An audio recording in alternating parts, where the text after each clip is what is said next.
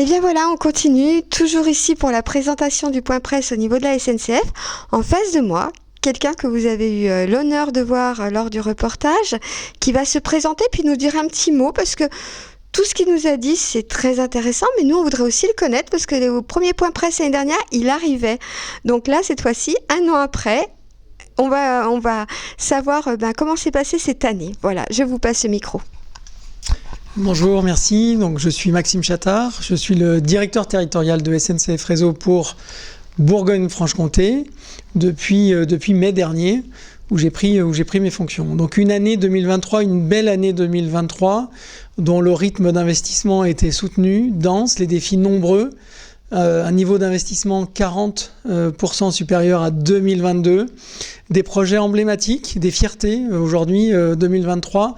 Évidemment, la réouverture emblématique entre Nevers et Le Creusot le 23 décembre, alors même qu'on nous disait ou on entendait dire que nous aurions quelques difficultés. On est très fiers, SNCF Réseau est très fier, et l'engagement des cheminots derrière d'être parvenus à réouvrir les circulations le 23 décembre 2023.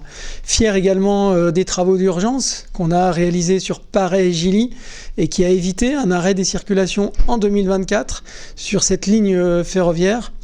Fiers également quand nos cheminots ont réparé les câbles sectionnés à Aisy sur la ligne historique Paris, Lyon, Dijon, Marseille.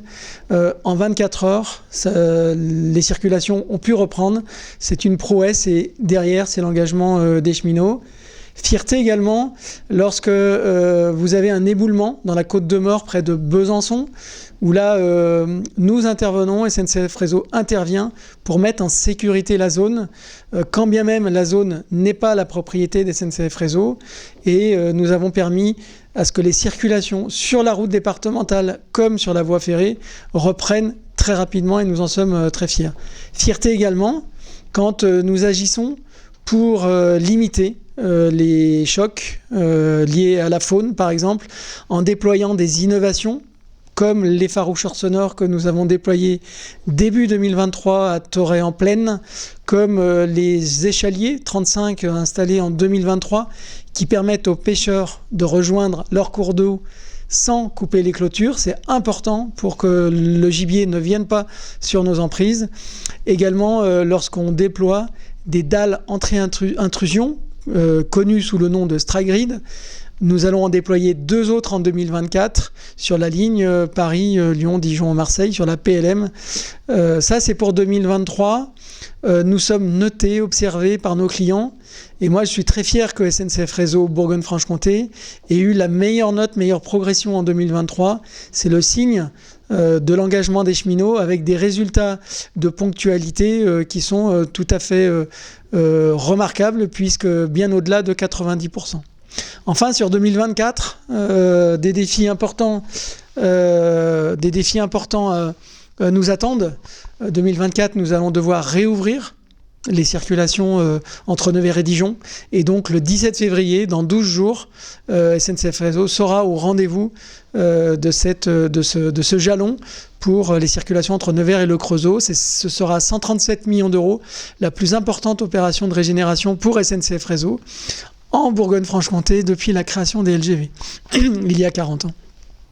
Également, enjeu important en Franche-Comté, sur la ligne des horlogers, entre Besançon et Morteau, plus de 50 millions d'euros vont être investis cette année. Les composants de la voie entre 70 et 90 ans. Il y a urgence à agir. L'âge moyen du réseau chez nos pays voisins, qui est un linéaire comparable, l'Allemagne, 33 000 km de ligne, on en a 30 000 en France. L'âge moyen du réseau, c'est 17 ans. En France, c'est 35 ans. Sur la ligne des horlogers, les composants de la voie que nous allons traiter là cette année en 2024, entre 70 et 90 ans. Il y a urgence à agir.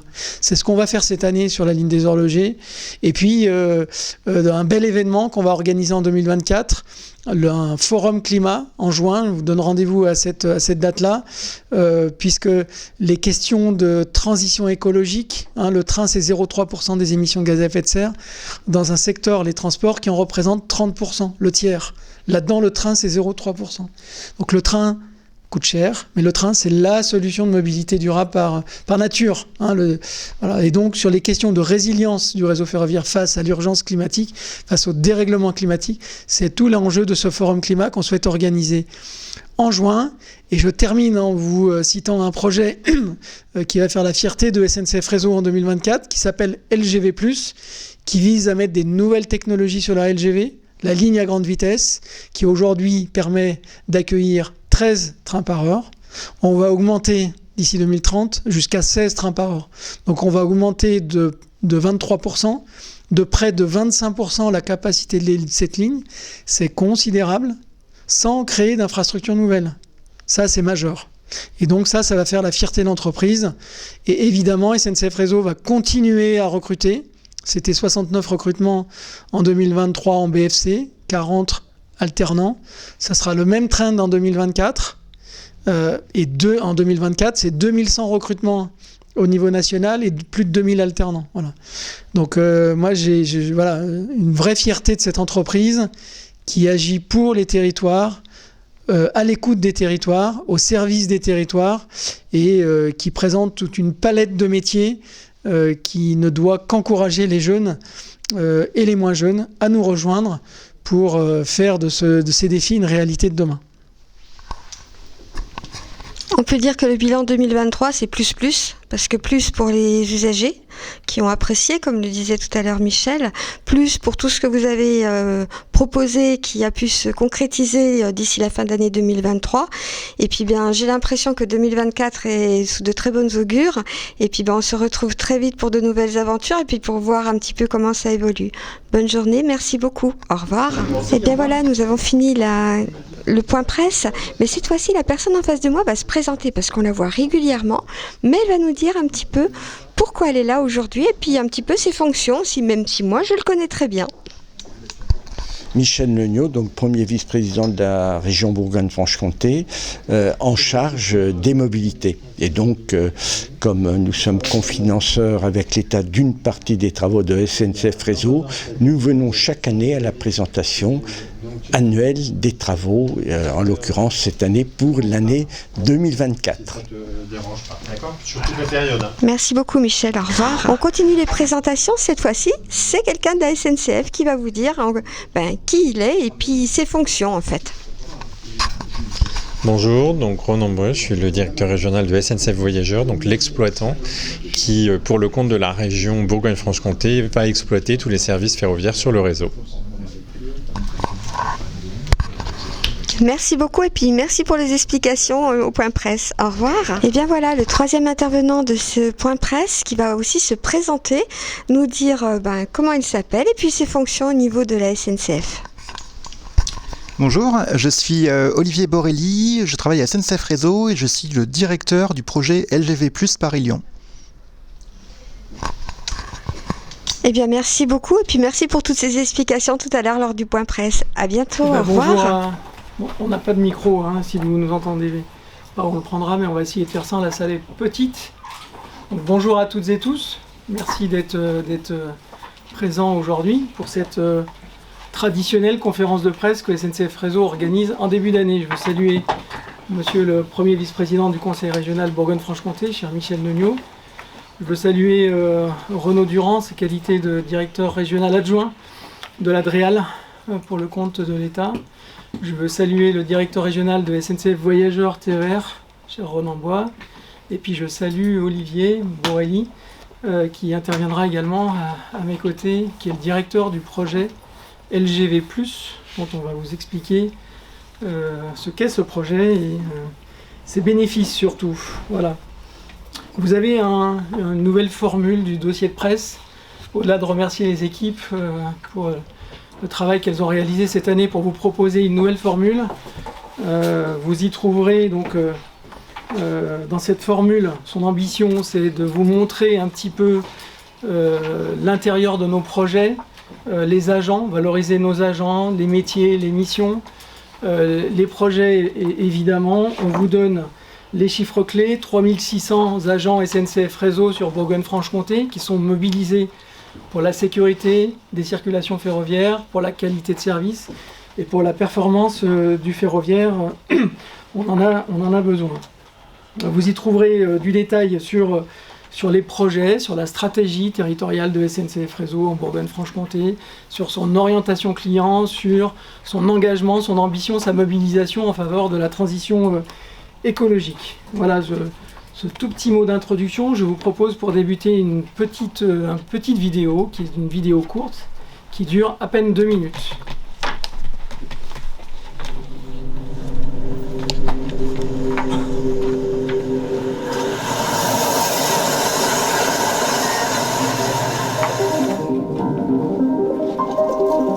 Dans un monde en mouvement, à l'écoute des territoires, des habitants, des élus, au contact de nos clients et de nos partenaires, nous ouvrons la voie de la mobilité durable.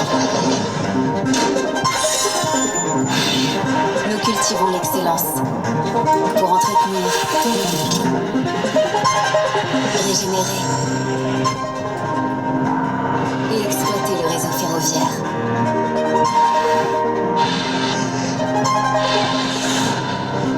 Nous innovons pour être au rendez-vous de la performance tout en préservant la biodiversité et l'environnement. Grâce à l'engagement de nos équipes qui se mobilisent jour et nuit dans l'ordinaire et l'extraordinaire,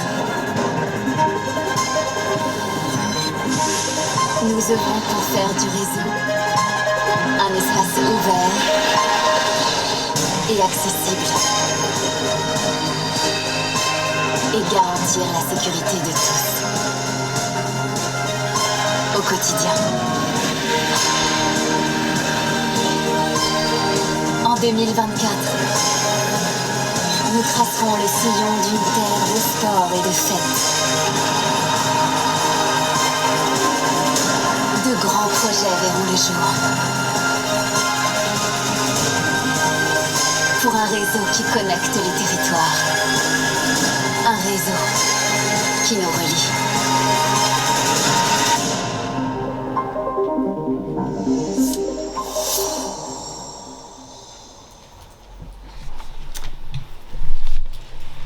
Voilà, ce petit film illustre assez bien l'engagement de SNCF Réseau, des cheminots en faveur de la performance du réseau ferroviaire et le fait que le ferroviaire, ça commence d'abord par le réseau. C'est un point important. Alors, on a une petite difficulté par rapport à ce que je viens de dire, c'est que le réseau en France est un peu plus âgé que nos pays voisins. Et si on se compare par rapport à nos pays voisins, l'Allemagne est une bonne comparaison puisqu'il y a 33 000 km de lignes. En France, on a 30 000 km de lignes. L'âge moyen du réseau ferroviaire en Allemagne, c'est 17 ans. En France, c'est 35 ans. Voilà. Les composants de la voie sur une opération qu'on a menée avec l'État, avec le Conseil régional sur Nevers-Dijon, on va en dire quelques mots. Les composants de la voie avaient 50 ans d'âge. Et sur les horlogers, opération qu'on va débuter en 24, les composants de la voie, là où SNCF Réseau va intervenir, ont entre 70 et 90 ans. Donc il y a urgence à intervenir pour rajeunir ce réseau. L'ambition de SNCF Réseau, sécurité, performance, qualité de service et rajeunir ce réseau. Et donc assez paradoxalement, on a aussi besoin de vous pour positiver nos opérations, pour positiver notre engagement et nos travaux, quand bien même SNCF Réseau est conscient de la gêne occasionnée, évidemment, le conseil régional, l'autorité organisatrice, évidemment les entreprises ferroviaires, mais évidemment aussi SNCF Réseau aimerait que davantage de trains circulent. Et d'ailleurs, si on fait tout ça, c'est que pour qu'il y ait plus de trains qui circulent. Et comme je le dis aussi régulièrement, s'il y a des travaux, c'est aussi que demain, il y aura du train. Et ça, au-delà même du fait que SNCF Réseau est un acteur important des territoires. On a, en mi-novembre 2023, organisé à Dijon un forum de l'économie et de l'emploi où on a pu montrer la contribution de SNCF Réseau dans l'activité économique du territoire. Près de 67% des entreprises référencées au sein de SNCF Réseau accèdent à la commande publique SNCF Réseau. Ça, c'est une vraie fierté quand la moyenne nationale est plutôt à 30%. Donc on a un écosystème en Bourgogne-Franche-Comté qui est assez favorable à ce que les entreprises régionales, à ce que les entreprises locales puissent accéder à notre commande publique. et c'est un paramètre tout à fait important. Sur l'emploi, nous avons également, en accord avec le conseil régional, sur notre site internet, si vous allez sur notre site internet, vous verrez que nous renvoyons sur les offres de stage pour les plus jeunes, pour que les plus jeunes puissent à la fois accéder au stage et que les employeurs puissent, et le conseil régional en particulier, y déposer ces offres de stage. Michel Degnaud en dira peut-être quelques mots, mais là aussi on a mis tout ça en visibilité. Nous avons signé SNCF Réseau un partenariat avec Pôle emploi en avril 2023 sur cette thématique de l'emploi et des recrutements. 69 recrutements en 2023, je disais que nous étions 3600, 40 alternants en 2023, on va être sur le même trend en 2024, et au niveau national, c'est 2600 recrutements en 2024, et c'est plus de 2000 alternants en 2024. Donc SNCF Réseau, acteur économique important et employeur important du territoire bourguignon franc-comtois. Avant de vous parler de 2024, je voudrais revenir sur quelques réussites 2023, des fiertés 2023. Il n'y en a pas 50. Reprise des circulations entre Nevers et le Creusot. Voilà, on nous disait que nous n'y arriverions pas. SNCF Réseau a été au rendez-vous dans les délais, dans le calendrier, et ça, c'est une vraie fierté pour l'entreprise, aux côtés du conseil régional et de l'État, sans qui cette opération n'aurait pas pu se réaliser. Réouverture des circulations le 23 décembre dernier. Donc je veux dire bravo aux équipes de SNCF Réseau, aux cheminots qui étaient également engagés jusqu'à la dernière heure, puisque le défi était immense. Autre fierté, travaux d'urgence sur Paray-Gilly. Le conseil régional a accepté de délibérer fin juin pour que les travaux d'urgence soient organisés sur cette ligne, sans quoi cette ligne aurait été fermée, arrêt des circulations en 2024. Donc grâce à la décision du conseil régional, grâce à nos travaux, là aussi on a été dans les délais, dans les coûts, et on a fait ça cet automne. Nous sommes allés avec monsieur le vice-président visiter cette opération et ce chantier de nuit, et c'était un chantier assez difficile. Je veux citer également une opération qu'il y a eu sur le tunnel de Blaise-Iba, opération un peu invisible sur la ligne historique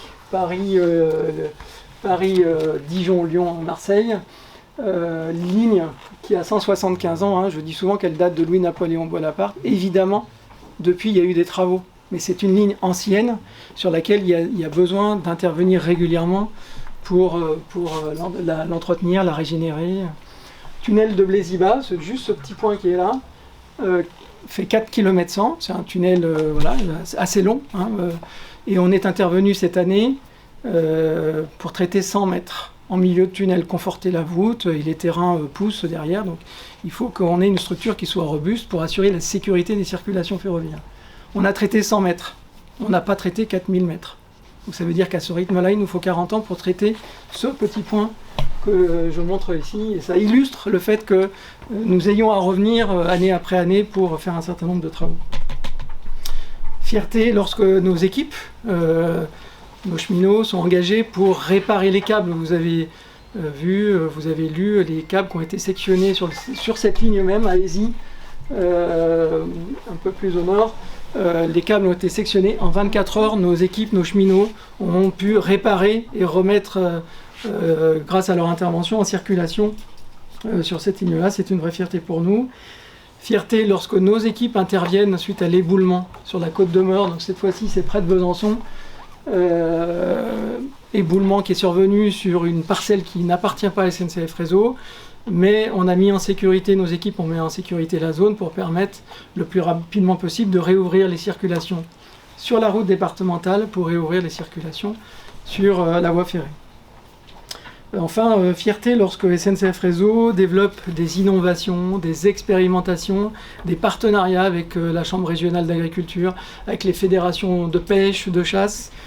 C'est ainsi qu'on a en 2023, dans le secteur de Solon, à Toray-en-Plaine exactement, mis en place un effaroucheur sonore qui vise donc à écarter le gibier, la faune, en approche d'un train en circulation. Et depuis sa mise en place, il y a eu 0 incident. Donc on est en train de faire le REX de tout ça, et probablement que d'autres expérimentations devront se déployer dans les prochains temps. Nous avons également mis en place 35 échaliers, donc ces petites échelles qui permettent aux pêcheurs d'accéder à leur zone sans avoir à couper nos clôtures. C'est un élément important pour la sécurité des circulations ferroviaires. Et s'agissant de la faune, c'est important puisqu'en 2023, il y a eu 148 incidents qui ont impacté 638 trains. 148 incidents qui ont impacté 638 trains. Et donc en minutes perdues, 20 419 minutes perdues sur cette dimension-là. Donc il y a un enjeu important à innover, à expérimenter. Et le troisième item d'innovation et d'expérimentation sur cette thématique, c'est les dalles anti-intrusion, qu'on appelle aussi les strike grids. 8 ont été mis en place. Et en 2024, financés par SNCF Réseau, on va en déployer 2 nouveaux. Un à Velard, et puis un autre dans le secteur d'Aisy. Le secteur d'Aisy, c'est un aménagement important qui va représenter un investissement de près de 800 000 €. Et dans le secteur de Velard, c'est un investissement qui va représenter près de 200 000 €. Voilà. Fierté également quand on accompagne le conseil régional dans sa décision d'ouverture à la concurrence sur le marché conventionné. SNCF Réseau accompagne en particulier, je pense que Michel Neugnot en dira un mot sur le projet de création de nouvel atelier à Dijon. Également fier d'accompagner le conseil régional dans son ambition de développer l'hydrogène. Je voulais le citer. Et pour nous, l'année 2023 a été une belle année, une année réussie. On est d'ailleurs observé, on est noté par nos clients. Les clients de SNCF Réseau, quels sont-ils ? Ce sont l'autorité organisatrice, c'est l'État, c'est les entreprises ferroviaires qui nous notent. Et en 2023, SNCF Réseau Bourgogne-Franche-Comté a eu la meilleure note, la meilleure progression, plus 0,7 points. Et ça, c'est une fierté, ça engage nos équipes à continuer ce bon travail que nous menons. Ça, c'était pour 2023 et je vais partager avec vous maintenant quelques éléments, quelques enjeux sur 2024. 2024, donc, c'est la carte que vous avez ici et qui est présentée donc, sur l'écran. 382 millions d'euros, donc près de 400 millions d'euros, 382 exactement, précisément, dont 123 cofinancés. C'est une ambition très forte, à près de 400 millions, comme 2023. Au-delà de 300 millions, on est sur un trend qui est très élevé. Et donc, comme pour 2023, l'enjeu pour SNCF Réseau et Bourgogne-Franche-Comté en particulier, ce sera d'être au rendez-vous de l'ensemble de ces défis. Alors, quels sont ces défis ? Évidemment, en toile de fond, il y a le contrat de plan État-région. Je pense que Michel Neugnot en dira quelques mots, mais c'est notre feuille de route dans les années qui viennent sur le ferroviaire. La reprise des circulations entre Nevers et Dijon. Nous avons réouvert la partie entre Nevers et le Creusot. Les travaux se poursuivent entre Montchanin et Chagny. Donc, dans 12 jours, nous ouvrirons l'ensemble des circulations entre Nevers et Dijon. Ces travaux entre Montchanin et Chagny, réalisés sous la forme d'une suite rapide, ce train de travaux qui renouvelle à vitesse lente l'ensemble des composants de la voie, les 2 voies. Voilà ce que je voulais dire. C'est une opération très importante. Nous serons au rendez-vous dans les délais qui étaient annoncés. Les travaux de mise en accessibilité de la gare de Montchanin se poursuivront jusqu'au 12 avril. Je veux l'indiquer ici aussi. Et cette opération aura représenté Nevers, Montchanin, Chagny, 137 millions d'euros. C'est la plus importante opération de régénération depuis la création des LGV. Et je le disais, cette opération, si on l'a réalisée, c'est grâce à l'État, c'est grâce au Conseil régional, et je veux le dire ici. Autre enjeu important, donc ligne des horlogers entre Besançon et Morteau, 53,5 millions d'euros, réalisés donc en 2024. Je vous ai parlé de l'âge des composants, entre 70 et 90 ans pour les parties qui sont traitées, et des travaux sous fermeture complète entre le 3 mars et puis fin octobre. Également des travaux dans le Jura du côté de Andelot.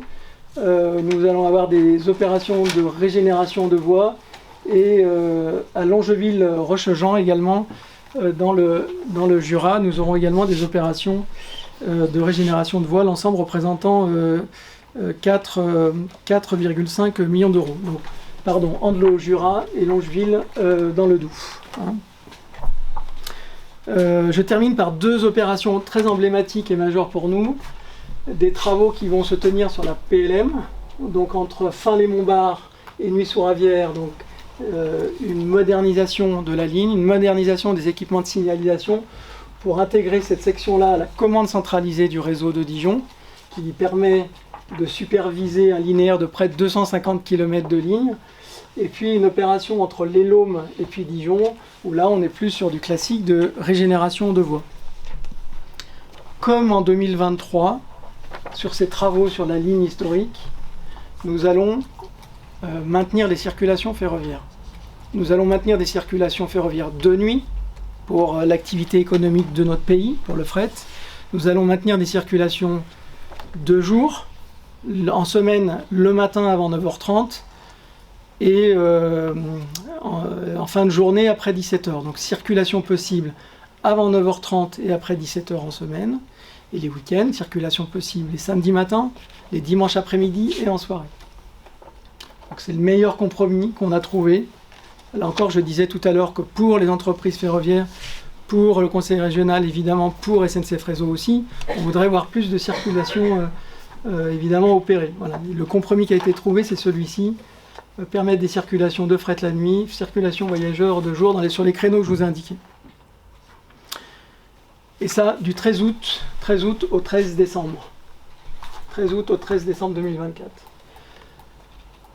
Autre projet, et je vais laisser la parole à Olivier Borelli, qui est le directeur du projet LGV+, pour SNCF Réseau.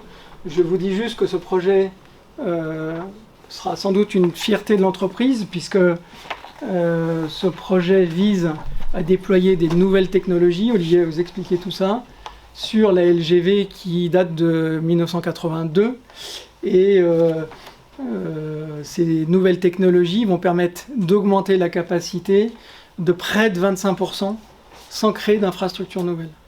Donc c'est considérable. Sur la LGV, on va augmenter en 2024, donc sur un week-end du 9 au 12 novembre 2024, donc 101 heures, pas 102, pas 103, 101, on va couper et on va basculer sur le nouveau système pour permettre une augmentation de capacité progressive et atteindre ce plus 25%, 23% exactement, sans créer d'infrastructures nouvelles. C'est de l'innovation, c'est 820 millions d'euros d'investis avec contribution de l'Union européenne et une fierté pour l'entreprise.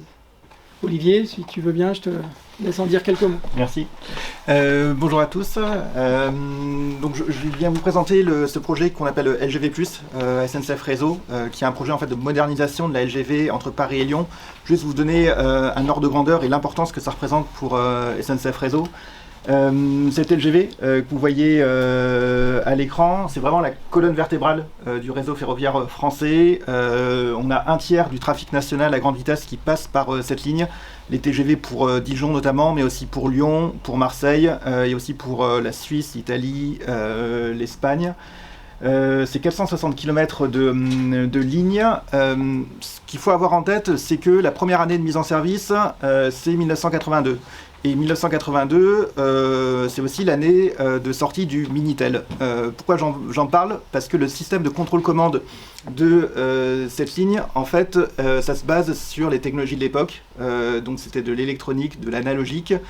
À l'époque, ça allait pour gérer le trafic voyageur. C'était 7 millions de personnes en 1982. Aujourd'hui, on a 45 millions de voyageurs par an sur cette LGV. On est à 240 trains par jour. C'est la LGV la plus circulée d'Europe. Et la difficulté qu'on a, mais c'est aussi une chance, c'est que le trafic voyageur est amené à augmenter. On a de plus en plus de demandes d'entreprises ferroviaires pour circuler sur cette LGV. Et du coup, il fallait trouver une solution pour pouvoir décongestionner cette ligne, augmenter sa capacité. Et donc les ingénieurs de SNCF Réseau ont travaillé de nombreuses années pour trouver cette solution, et cette solution, elle est en train d'être mise en œuvre. C'est l'objet du projet LGV+. Concrètement, c'est une modification complète du contrôle-commande et de la signalisation. Et juste pour donner une image de ce que c'est comme passer du Minitel, donc l'analogique électronique, au smartphone, donc du numérique digital. Donc le projet il a 3 objectifs principaux. Aujourd'hui on peut mettre seulement 13 trains par heure sur cette ligne. La première chose qu'on va faire, c'est en mettant en place une nouvelle signalisation qui permet de rapprocher les trains, de limiter l'espacement entre les trains. En fait, on va pouvoir mettre plus de trains en même temps sur la ligne. On va pouvoir faire plus de 25%, passer de 13 trains par heure aujourd'hui en heure de pointe à 16 trains par heure en heure de pointe à horizon 2030. Donc tout ça pour répondre à la demande. Il y a d'autres avantages de déployer cette nouvelle technologie, de faire ce bond technologique, c'est qu'on va gagner en régularité, parce qu'on va avoir des outils plus agiles pour réguler le trafic, notamment en cas de situation perturbée. Et enfin, la technologie qu'on déploie, c'est une technologie européenne, donc c'est vraiment un standard européen, et donc ça va faciliter la circulation de trains étrangers équipés du système européen. Concrètement, en termes de travaux, on fait 3 choses principales, trois domaines principaux de travaux. Donc on modernise la signalisation, donc on déploie un nouveau système de contrôle-commande qui s'appelle le RTMS le long de la ligne. On construit aussi des bâtiments qui vont contrôler les aiguillages. Si vous prenez cette LGV entre Paris et Lyon, vous avez dû voir depuis plusieurs années plusieurs petits bâtiments construits le long de la ligne, 58 au total. Tout ça, c'est pour accueillir les nouveaux ordinateurs qui vont piloter les aiguillages. On construit un très grand bâtiment à Lyon, dans lequel vont être installées et réunies l'ensemble des équipes qui aujourd'hui supervisent l'exploitation de la ligne. Aujourd'hui, elles sont dispatchées dans 3 lieux différents. Elles vont être concentrées dans un seul lieu à Lyon. Et enfin, la dernière chose qu'on fait, on augmente la puissance électrique. On va avoir plus de TGV sur la ligne, donc ils vont consommer plus d'électricité. Et donc pour ça, il faut qu'en termes d'infrastructure électrique, on arrive à suivre. Donc c'est un projet qui est majeur, c'est une grande fierté pour SNCF Réseau, ça se voit dans le montant du projet. Au total, c'est un projet à 820 millions d'euros qui est financé en majeure partie par SNCF Réseau sur fonds propres. Le reste, les 120 millions d'euros, étant financés par l'Union européenne, parce que c'est un projet qui permet d'accueillir davantage d'entreprises ferroviaires de l'Union européenne. Donc tout ça, c'est un projet qui pour le moment a été transparent pour les voyageurs. Les travaux ont lieu toutes les nuits de week-end sur la ligne depuis 2020.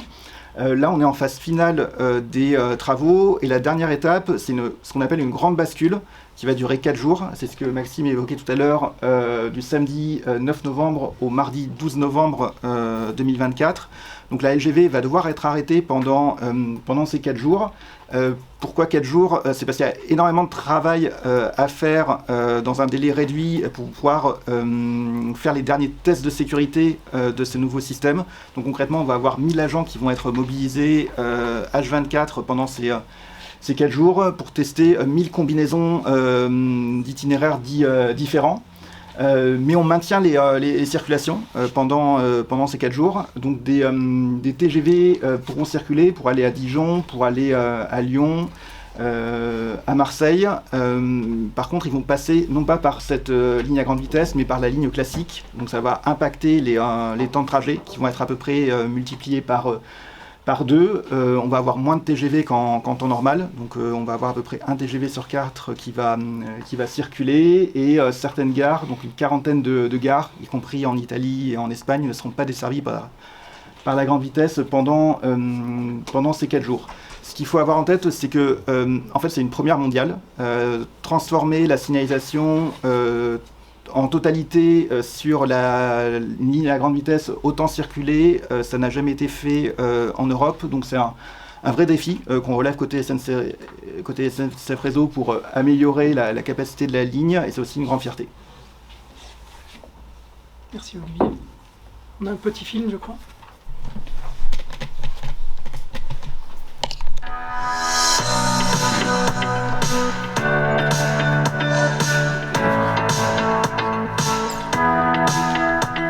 La ligne à grande vitesse Paris-Lyon est l'une des plus fréquentées d'Europe. Aujourd'hui, avec 240 trains circulant chaque jour, sur ces 460 km, cet axe stratégique du réseau ferré européen est très chargé. Le projet LGV+, quels objectifs? Il doit augmenter le trafic sur la ligne Paris-Lyon en toute sécurité et lui permettre de gagner en régularité d'ici 2025. La ligne va être équipée avec un système de signalisation nouvelle génération, le RTMS ou European Rail Traffic Management System. Ce système favorisera l'interopérabilité entre les différents pays et contribuera à réduire l'espacement entre les trains pour en faire circuler davantage. À ce titre, le projet bénéficie d'un soutien de l'Union européenne à hauteur de 120 millions d'euros. Tous les postes d'aiguillage et les postes électriques seront commandés depuis un unique poste de commande à distance à Lyon, afin d'optimiser la gestion des circulations et de la régulation électrique. Concrètement, qu'est-ce que le projet va changer ? En 2025, 14 trains par heure et par sens circuleront aux heures de pointe et jusqu'à 16 trains en 2030. Notre ambition, renforcer le report modal de la route vers le rail avec un impact carbone extrêmement limité.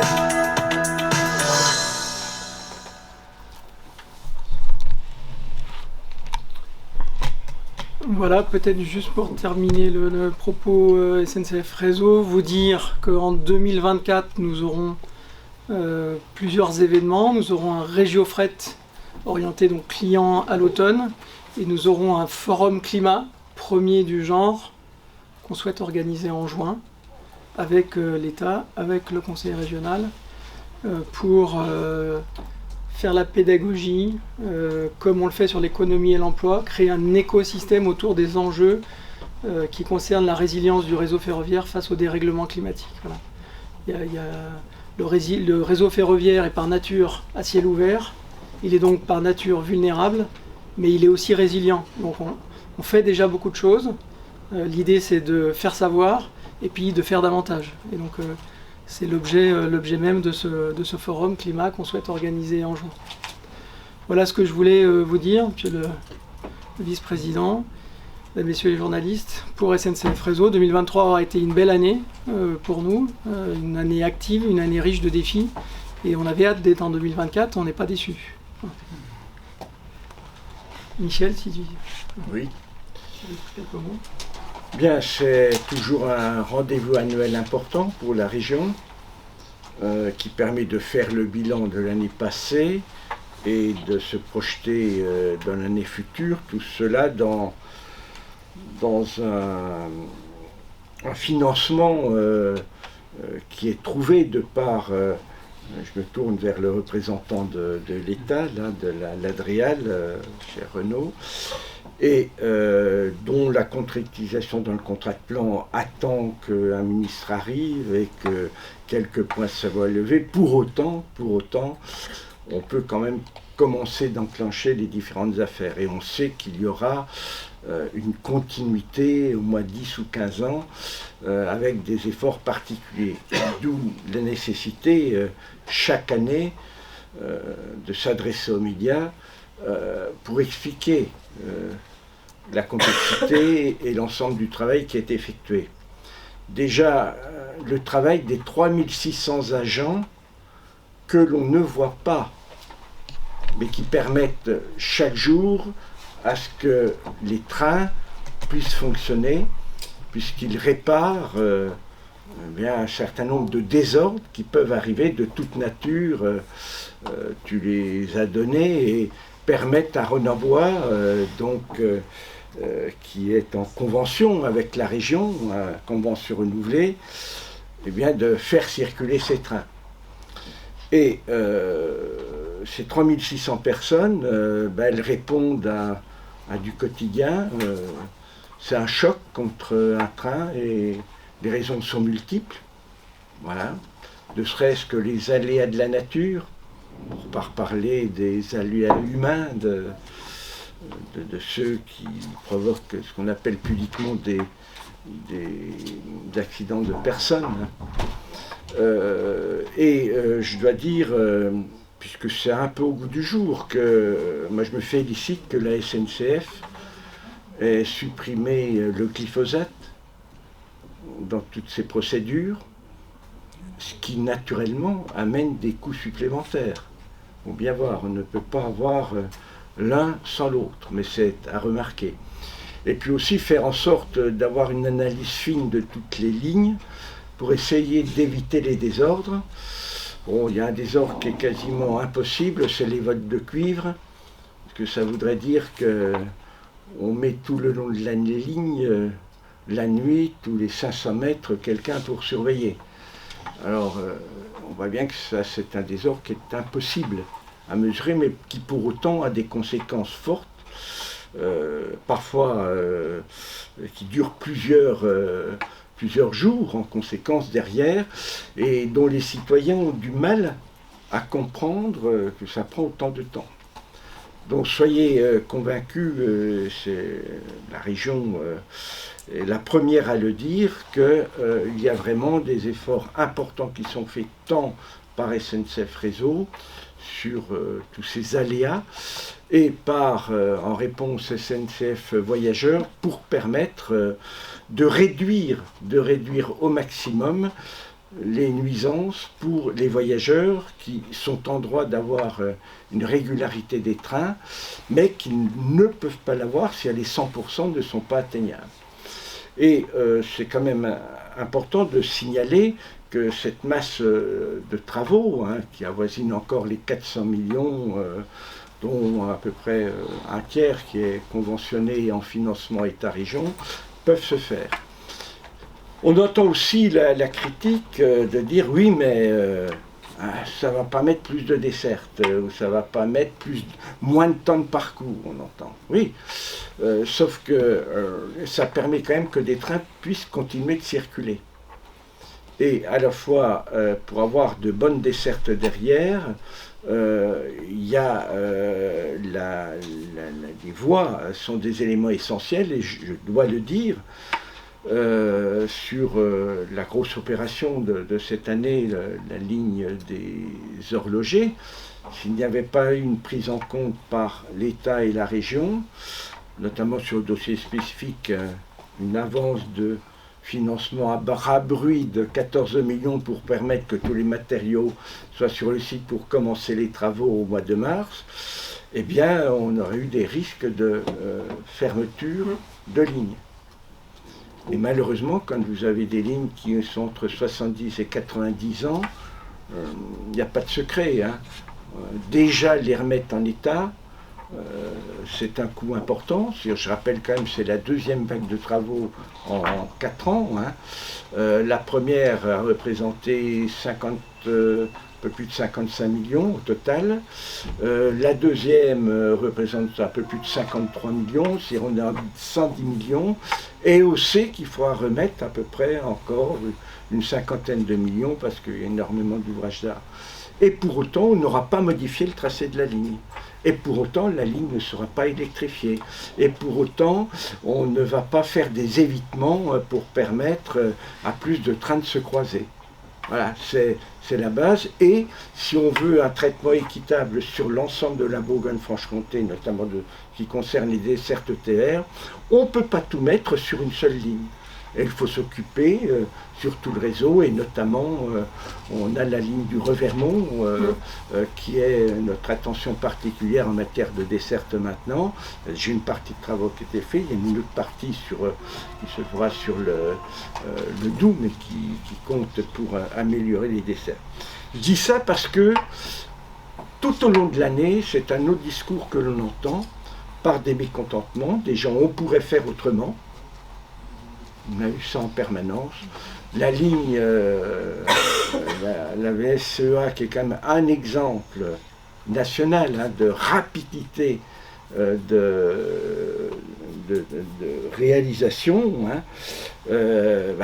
pour autant, les gens qui l'utilisaient au quotidien, ou même ceux qui ne l'utilisaient pas, pensent qu'on pourrait faire autrement, différemment.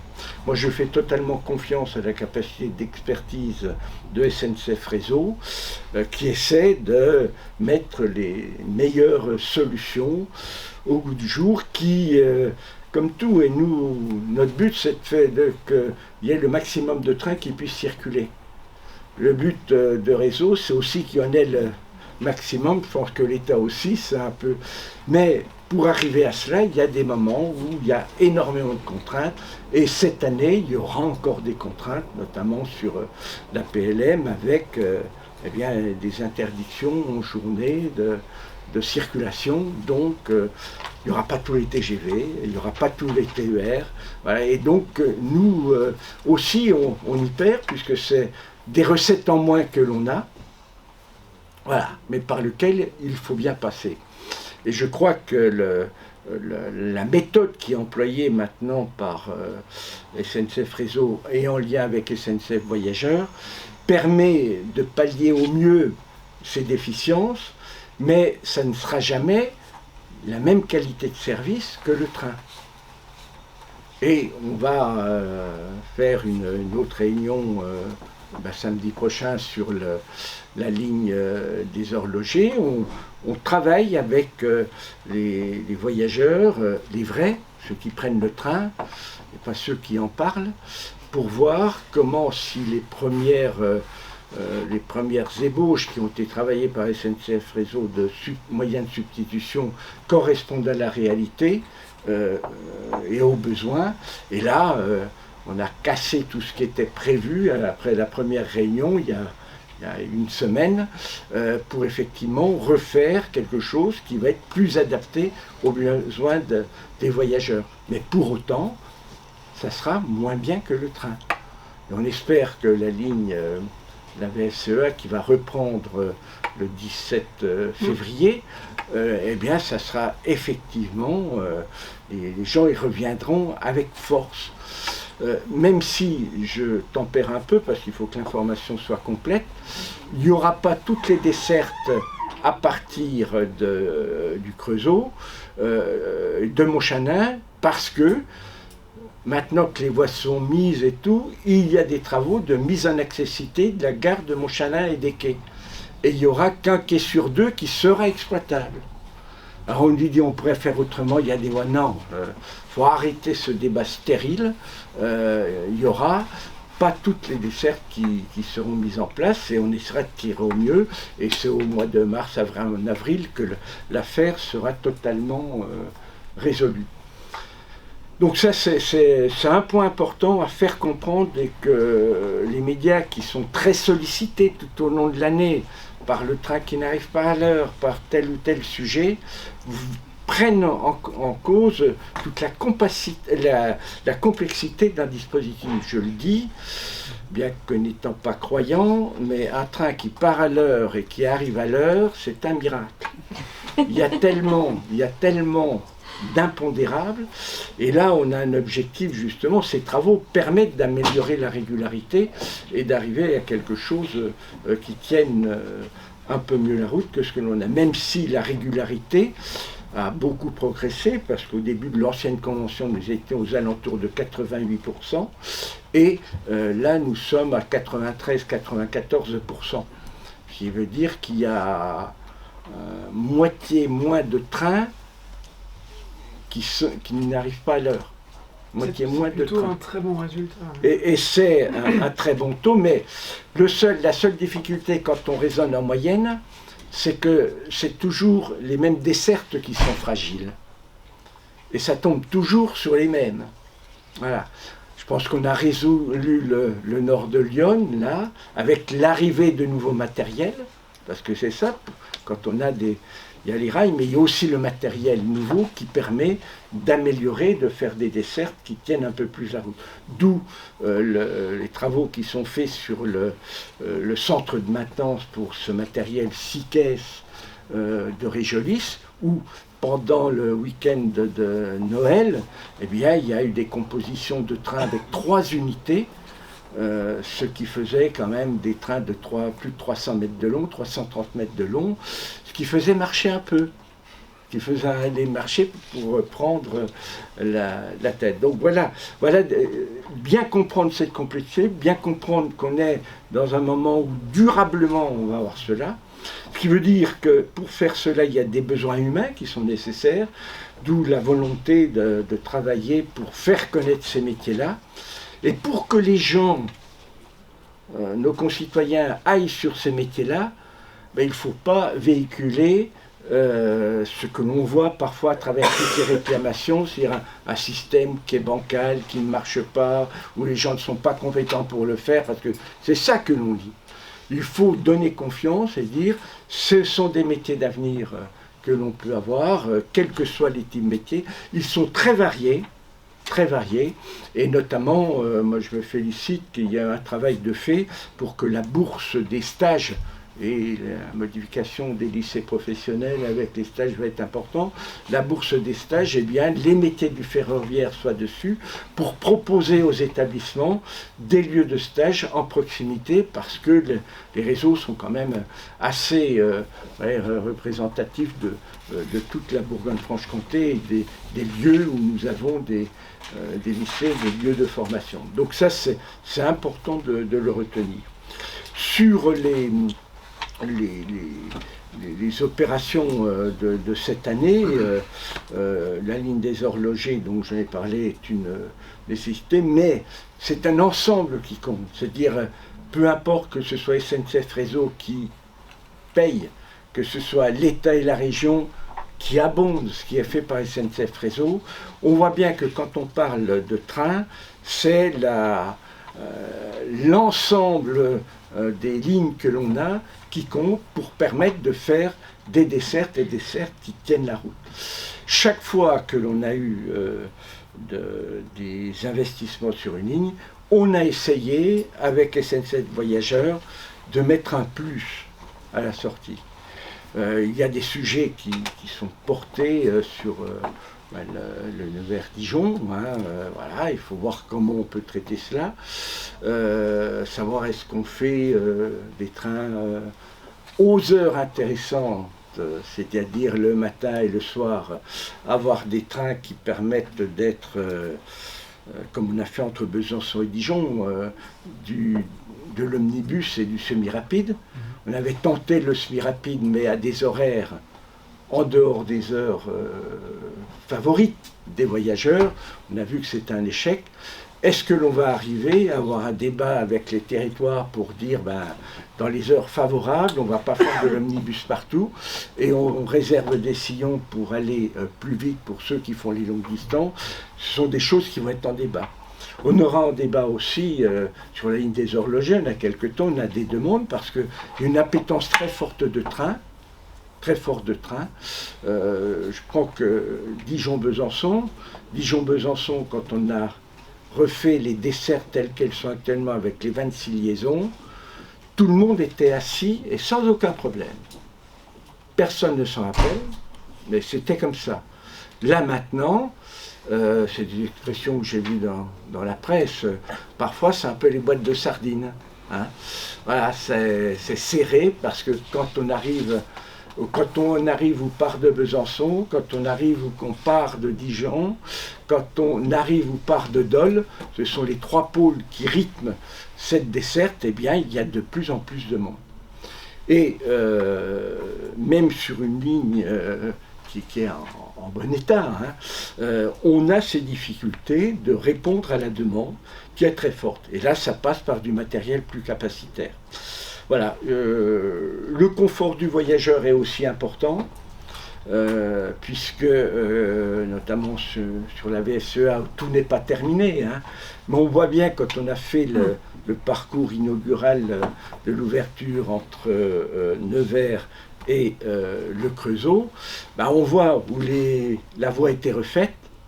Enfin, on ne voit pas, on sent où la voie a été refaite, on sent où elle n'a pas été refaite. Parce que le confort n'est pas le même, et le bruit n'est pas le même non plus. Voilà. Donc ça, c'est des travaux qui sont nécessaires, qui amènent parfois une incompréhension, comme je disais, mais sur lequel il faut qu'on puisse communiquer, expliquer. Moi, je me félicite du côté didactique de cette nouvelle version. Il y a la même carte, mais il y a une présentation de tous les métiers qui y sont liés. Et notamment, je vais rappeler quand même que ça, c'est des travaux qui sont sur les voies, mais il y a aussi toute la partie de travaux sur les gares, et avec l'État, dans le contrat de plan État-région. Alors, il y a une partie des gares que vous continuez à faire, mais maintenant, c'est repris pour une nouvelle par Gare et Connexion, et notamment la gare de Châlons qui va va commencer, qui va être aussi un travail conséquent, mais qui demande à ce qu'on fasse déjà des voies, que l'on travaille. Donc c'est tout un ensemble combiné, mais qui permet aussi de rendre accessibles les gares. On voit la gare de Dijon, hein, où il y a eu des nuisances pendant 2 étés, mais on voit quand même l'apport que ça apporte en matière de confort, et pas uniquement pour les personnes souffrant de handicap. Voilà.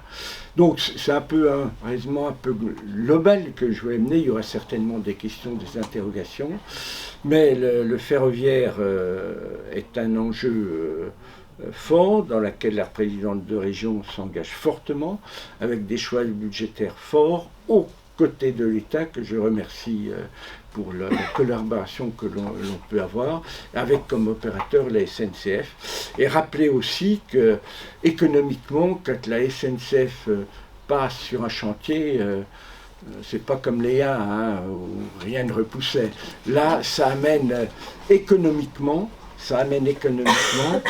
beaucoup d'apports, que ce soit dans l'hôtellerie, la restauration, et puis ça fait aussi connaître la région, parce qu'il n'y a plus uniquement des agents du CRUC qui sont là, il y a des gens qui suivent tous les chantiers nationaux. Voilà, j'ai été trop long, mais il y aura sûrement des questions pour rentrer plus en précision.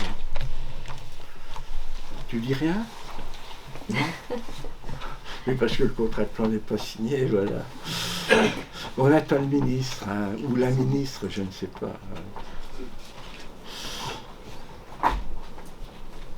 Voilà ce que nous voulions partager avec vous. Merci pour votre attention. Est-ce que vous avez des questions? L'année dernière, vous nous aviez parlé des bus de remplacement, entre guillemets. Est-ce que vous avez un retour sur ça? Oui. Alors là, ce ne sont pas des bus de remplacement. C'est bien le problème. Ce sont des cars de remplacement. Pardon, désolée. Parce que, non, mais la grande différence, et moi je vais laisser Renan peut-être répondre, la grande différence, c'est que dans un bus, les gens peuvent voyager debout.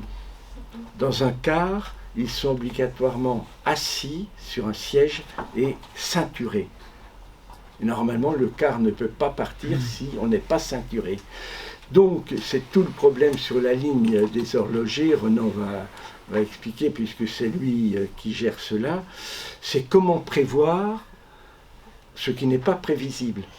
C'est-à-dire, les gens se déplacent comme un peu de façon aléatoire, on n'a pas de modèle pour le faire.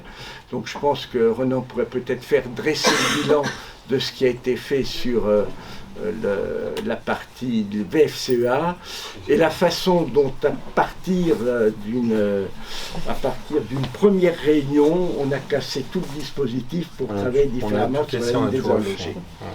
Bon, bonjour à toutes et à tous, merci de l'invitation. Sur le sujet de substitution, parce qu'en fait c'est effectivement la première question que les voyageurs nous posent, évidemment lors d'une fermeture de ligne ou d'une interruption pour des travaux qu'il faut réaliser, on l'a bien compris. On a développé une nouvelle méthode qui est en fait assez simple, hein, qui repose sur d'abord l'étude des flux existants, et puis ensuite on construit un plan de transport théorique qu'on l'on vient soumettre aux voyageurs pour qu'ils nous partagent un peu leurs préoccupations.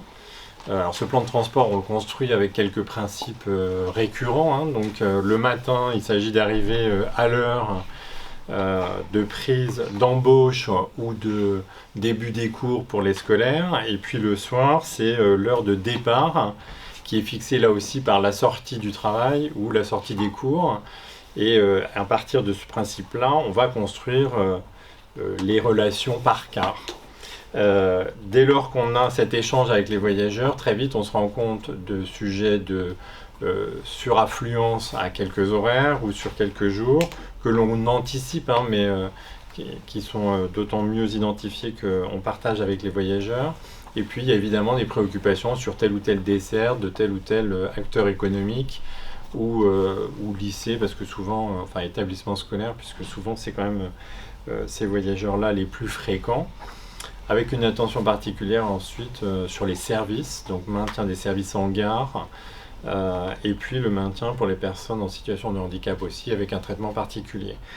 Une fois qu'on a fait cette confrontation, on adapte le plan de transport et souvent on renforce le dispositif. Donc sur la ligne Nevers-Chagny qui a été fermée, on a prévu comme ça 4 sièges pour un voyageur effectivement constaté.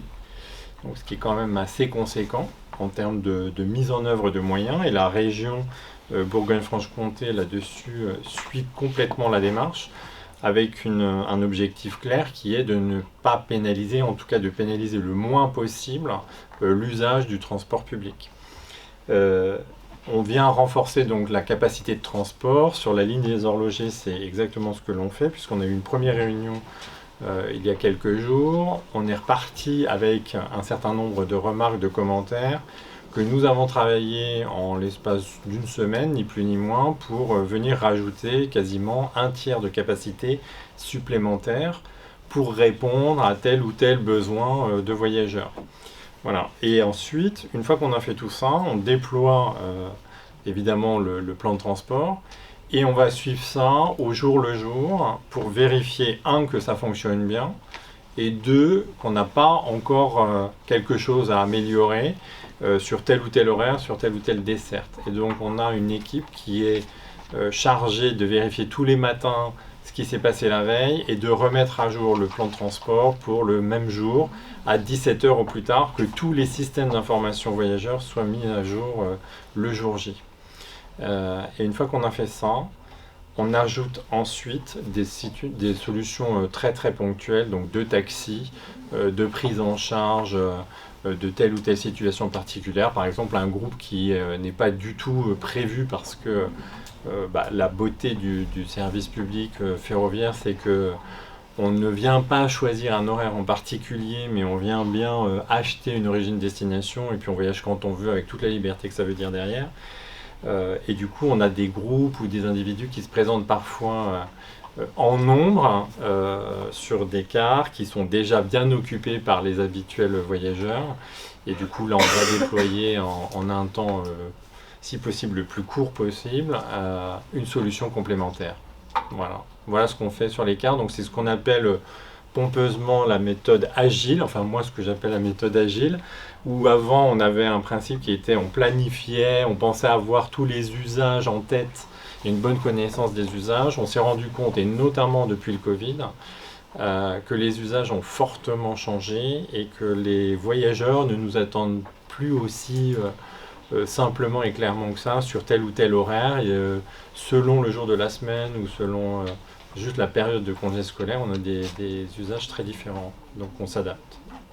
Est-ce que vous pouvez nous parler, par exemple, vous avez dit pour les personnes en situation de handicap, s'il vous plaît? Pour ces voyageurs-là, on a deux dispositifs. Le premier, c'est des cars qui sont équipés, le plus souvent, d'un accès facilité, et puis on a des conducteurs qui sont formés pour accepter les personnes en situation de handicap à bord des cars. Et ça fait partie d'ailleurs de l'équipement d'un certain nombre d'autocaristes, et c'est juste la loi. On se rend compte malgré tout que ça ne peut pas traiter toutes les situations. Et donc pour un certain nombre d'autres voyageurs avec des handicaps plus lourds ou sur un usage qui va être vraiment très ponctuel, on va en fait déployer des situations de taxi spécialement adaptées. Et ça, c'est ce qu'on fait aussi régulièrement dans la démarche assistant-gare de SNCF Voyageurs, puisque c'est un service que l'on doit à l'ensemble des voyageurs sur l'ensemble du territoire de toute façon, dans le cadre de la protection des voyageurs au niveau européen. Au niveau protection, on a pu voir ce week-end que vous avez rehaussé avec des personnes pour la sécurité au niveau de la gare de Dijon. Oui. Donc voilà. Je tenais à le souligner. On fait des choses. Merci Marie pour ce retour. Merci à vous. Alors, un point, c'est que j'avais dit sans être cru aux premières réunions assez houleuses sur la discussion sur les plans de transport. Vous ne voulez pas du car, mais à la fin, vous allez nous demander à ce que certaines liaisons demeurent, mises par car. Et c'est exactement la situation que nous avons. On a eu des voyageurs nouveaux qui ont pris le car parce qu'on arrivait des liaisons point à point plus directes qu'un enchaînement par le train permettait. Voilà. Je tiens à le dire pour simplement démontrer qu'un système de mobilité, c'est l'agencement de tous les moyens de transport possibles et c'est la cohérence entre eux qui est importante. Et la région, de par la LOM, la loi d'orientation des mobilités, a la charge de faire en sorte que cette intermodalité entre tous les moyens de transport puisse fonctionner de la façon la plus fluide possible et pour l'usager de la façon la plus transparente, d'où l'outil que l'on développe au niveau de Mobigo et qui va monter en puissance en matière de qualité et de précision. Le cas échéant, est-ce que ces réseaux faits par SECAR resteront ou est-ce qu'ils seront complètement supprimés? Est-ce que ça peut être envisagé pour quelques cas par cas, on va dire, dans l'avenir, ça puisse rester à ce niveau-là? C'est un débat que l'on aura avec les territoires dans le cadre des contrats opérationnels de mobilité. Voilà. Merci beaucoup. C'est ni oui ni non, ça se travaille tout ça. Et ça se finance. Oui, j'aurais une question plus générale sur les travaux. En fait, vous parliez globalement de notre pays qui est en retard par rapport à l'Allemagne sur l'âge des bois. Ici, en Bourgogne-Franche-Comté, on a quel pourcentage de bois encore à traiter? En gros, où on en est? On en a encore pour combien de temps de travaux C'est récurrent. On n'arrivera pas à une situation où il ne faut plus faire de travaux. Oui, mais je comprends bien, mais je veux dire qu'on n'ait pu retrouver un peu des lignes modernes, en fait, qu'on n'ait pas de temps de retard, plus du double par rapport à l'Allemagne. On est en train d'évaluer, on parle de l'ambition 100 milliards. Aujourd'hui, SNCF Réseau au niveau national investit près de 3 milliards d'euros pour la régénération du réseau. Avec l'ambition 100 milliards dont vous avez entendu parler, on va faire augmenter cette enveloppe de 2,8 à 4,3. Et donc on est en train de regarder, puisque le rythme est en train d'être instruit, il ne s'agit plus d'aller, si je puis m'exprimer ainsi, chercher les financements, il va s'agir pour nous de les réaliser. Puisque dès 2024, on va avoir plus 300 millions d'euros. Quand je dis nous, c'est SNCF Réseau. En 2025, plus 400 millions, plus 600 millions, plus 1 milliard et plus 1,5 milliard à la fin du quinquennat. Et puis les années suivantes, ce même trend. Donc on est en train de regarder, nos équipes nationales sont en train de regarder quel est l'impact de ce surcroît de régénération et de modernisation sur le rajeunissement du réseau. Voilà. Donc je ne sais pas répondre précisément à votre question. Mais c'est une très bonne question. Mais c'est un métier dans lequel à 20 ans on peut se mettre parce qu'il est très varié et on peut aller jusqu'à la retraite pour travailler dans ces métiers du ferroviaire. Hein. Dites-le. Et les métiers sont très variés, on peut faire beaucoup de choses différentes dans les entreprises ferroviaires, qu'elles soient publiques ou privées. C'est un appel du pied pour recruter. Comment? C'est un appel du pied pour recruter. Oui, mais c'est un métier, c'est des métiers en tension. Hein. Et c'est surtout des métiers qui sont avec des technologies qui évoluent à vitesse grand V et qui vont être totalement différentes. Hein. Les cellules de comptage, par exemple, dans les nouvelles trains Réjoli-Siquet, qui font Paris-Dijon-Lyon, c'est quand même un élément nouveau qui permet de mieux connaître la clientèle et qui permet aussi de s'adapter, d'avoir des modèles de simulation qui nous permettent à l'exploitant d'être beaucoup plus performant et à la région de beaucoup plus apprécier quels sont les flux. Que c'est ça le sujet. On est aussi en retard, enfin on n'est pas en retard, mais disons les nouvelles technologies vont apporter la connaissance des habitudes de déplacement et surtout l'évolution des habitudes de déplacement. Avant la crise de la Covid, quand on a commandé ces 300 millions de trains pour faire Paris-Dijon-Lyon, les bas de qualité et puis le nord de Lyon, certains disaient que c'était beaucoup au regard du nombre de personnes qui étaient dedans. Les trains arrivent, ils sont pleins. Et être devin à la matière, il y a eu la Covid qui a changé totalement les comportements.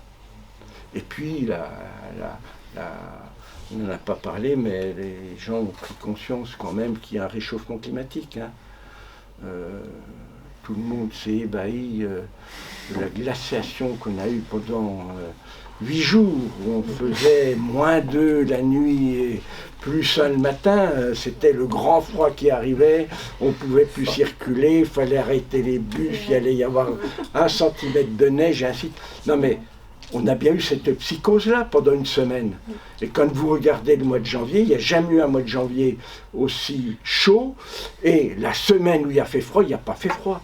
Il n'y a pas fait froid. Et on a eu quand même, à travers tous les médias, c'était la glaciation. On arrivait à la période glaciaire. Donc attention quand même aux emballements, et on a souvent ces emballements-là quand on parle des mobilités et du train en particulier. Attention de relativiser les choses, les mettre dans la durée, les mettre en objectif. Parce que, bon, je sais qu'il faut faire du buzz, n'en faites pas avec les mobilités. N'en faites pas avec les mobilités, c'est trop sérieux. Faites-en sur autre chose. Voilà ce qu'on pouvait vous dire. Donc je redis, une belle année 2023. SNCF Réseau en est très fier. Une année 2024 aux défis multiples. On vous les a partagés. Et SNCF Réseau sera au rendez-vous avec de belles innovations.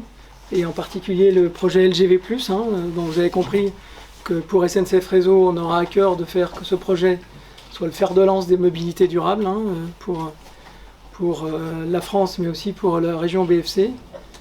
Et donc on vous donne rendez-vous fin novembre pour faire un point sur ce projet LGV+, voilà, qui sera, j'en suis sûr, une belle fierté d'innovation et d'augmentation de capacité. Voilà, j'étais à la COP début décembre, la COP régionale sur la transition écologique. En termes d'émissions de gaz à effet de serre, depuis les années 90, on a fait la moitié des chemins. En 34 ans, on a fait la moitié du chemin. Pour aller à 2030, en 6 ans, il faut faire l'autre moitié. Et le train, c'est 0,3% des émissions de gaz à effet de serre dans un secteur, les transports, où il y a 30% d'émissions de gaz à effet de serre.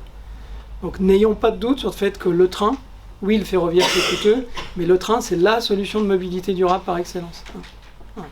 Je propose de terminer sur cette... Et le ferroviaire, ça commence d'abord par le réseau, n'oubliez pas. Pas de réseau, pas de train. Merci pour votre attention, merci beaucoup.